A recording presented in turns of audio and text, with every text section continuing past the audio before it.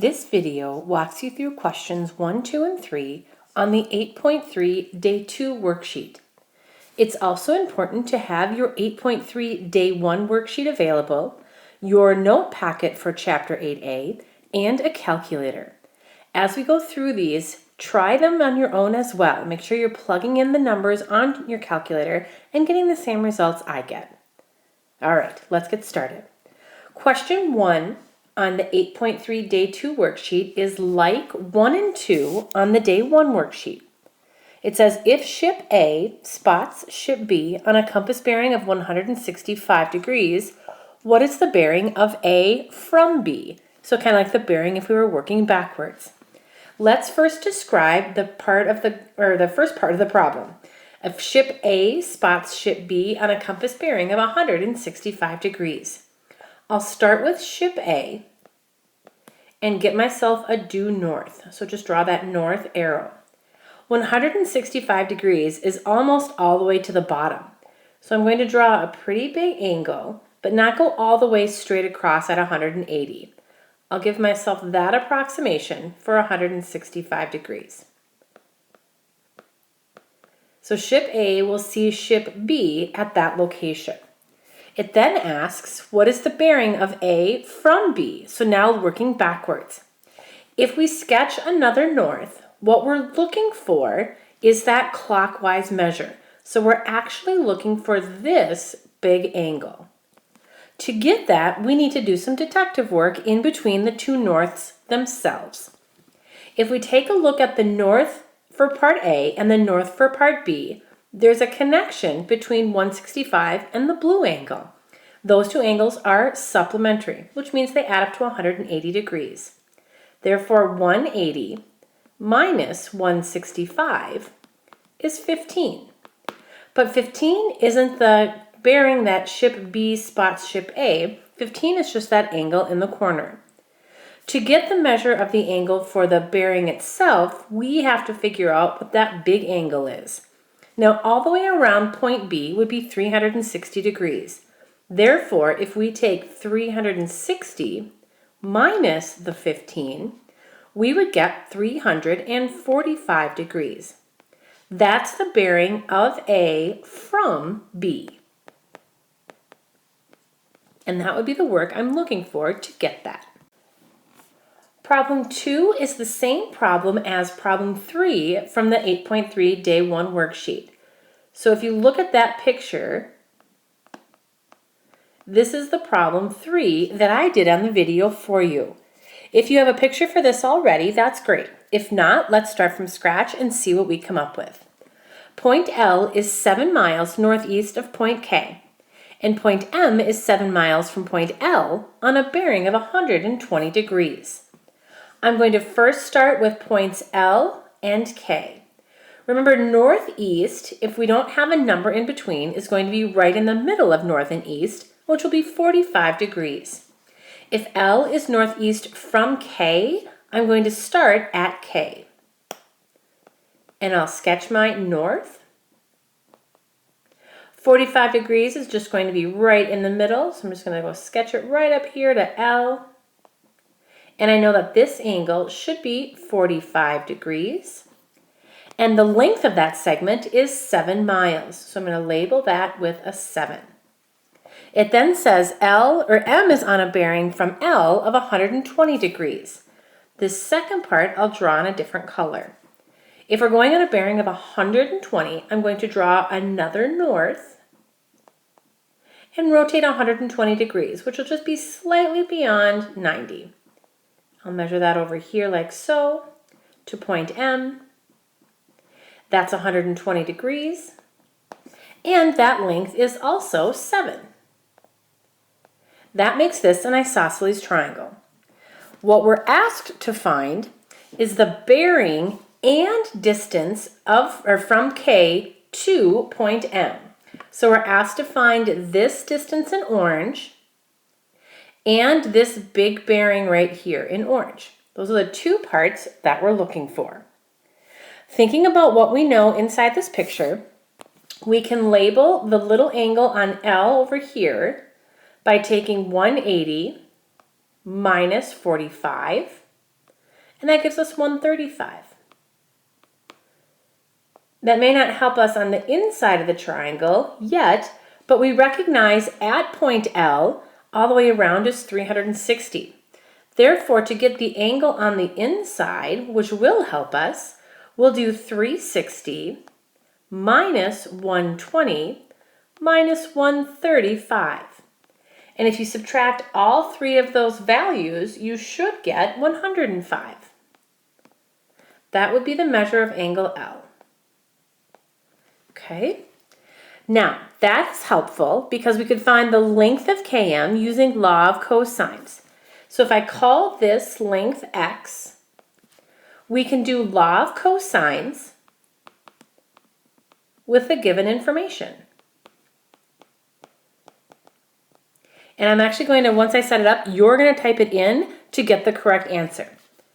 If we do x squared equals, that's side squared plus side squared, and you can write the sevens in either order, minus 2 times the product of each side times the cosine of the angle in between them, that 105.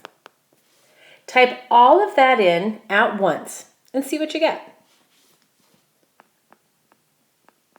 If you do 7 squared plus 7 squared minus 2 times 7 times 7 times cosine 105, all at the same time, you would get approximately 123.36.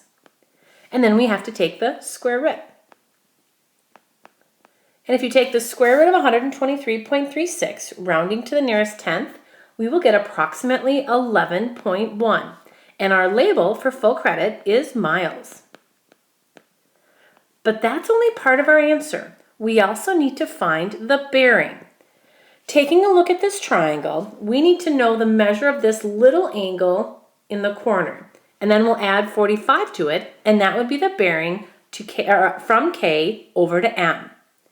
Well, if we look at triangle KLM, with the two side lengths of 7, the triangle is isosceles. And when you have an isosceles triangle, the two angles at the bottom are going to be the same measure. So what we need to do is take 180 minus 105. And that would give us 75. So that would be the measure of the angles that are left over. Now both of those angles have to add up to 75. Therefore we'll take 75 and just cut it in half. And that means each of the smaller angles at K and M are 37.5. And that would be the same on this side as well. Once we know that angle measure, the bearing, which I'm going to write over here because I don't have any room left, is just the sum of the two angles formed at the north from K over to M. We'll take 45 plus 37.5.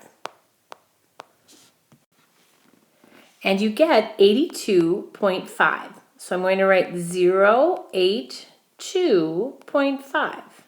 Oops, I'm going to run out of room there. So let's make that just a little bit easier to see. So equals 082.5. There we go. And there's your bearing. So you have your distance and your bearing. On to question 3.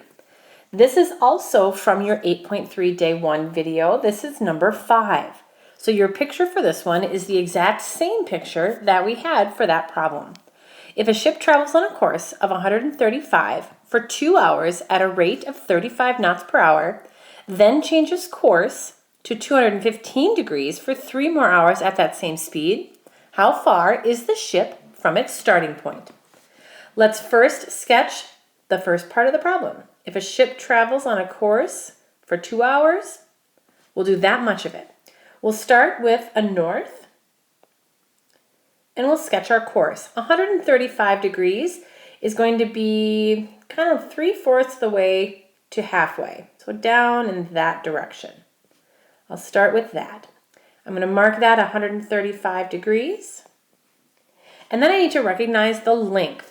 If the ship traveled for 2 hours at a rate of 35 knots per hour, 35 times 2 would be 70 knots or nautical miles. And that's all we do for that first part. It says then changes course to 215 degrees for 3 more hours at that same speed. So now we draw another north and we have to rotate 215. That's going to be more than halfway. So try to get an idea of where that's at.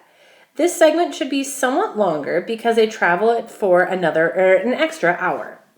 So I'm going to get my norths in there just so that we have our bearings in the right direction. There's our north. This is 215 degrees. Now it says for 3 more hours at the same speed. So 3 hours at 35 knots per hour would be 35 times 3, which is 105. Those would be the 2 side lengths. How far is the ship from its starting point? So what we're looking for, the ship is currently down here at the bottom. If we connect that back up to the starting point, that's the distance we're looking for. Now, law of sines or law of cosines will work as long as we know the information that we need. Taking a look at our 2 norths, we'll kind of do the same thing we've been doing for each of these problems, recognizing what we know for sure. The 2 norths in red and blue are parallel, therefore the 2 angles on the inside, the 135 and the green, should be supplementary. If we subtract 135 from 180, we get 45 degrees. That would be that angle on the top. Now that's going to help us get that angle on the inside because that angle would add up to 360 with the green and the blue. If we take 360 then, minus 215 minus 45, you should get 100 degrees. So that will equal 100 degrees. And now we've got that side angle side comparison in the triangle. To find the length of the opposite side, we're going to do law of cosines. And we'll do x squared equals 70 squared plus 105 squared. Side squared plus side squared. And then minus 2 times 70 times 105 times the cosine of the included angle, which is 100 degrees. And again, type all of that in at once and see what you get on your calculator. I typed that in and got a pretty big number for x squared. 18,477.628. And if you take the square root of each side, the distance the ship is from its original starting point is approximately 135.9 knots. And knots is the label for nautical miles. There are the first 3 problems. The next 2 videos will do 2 and 2. So I'll do 4 and 5 in the next video, and then 6 and 7 in the last one.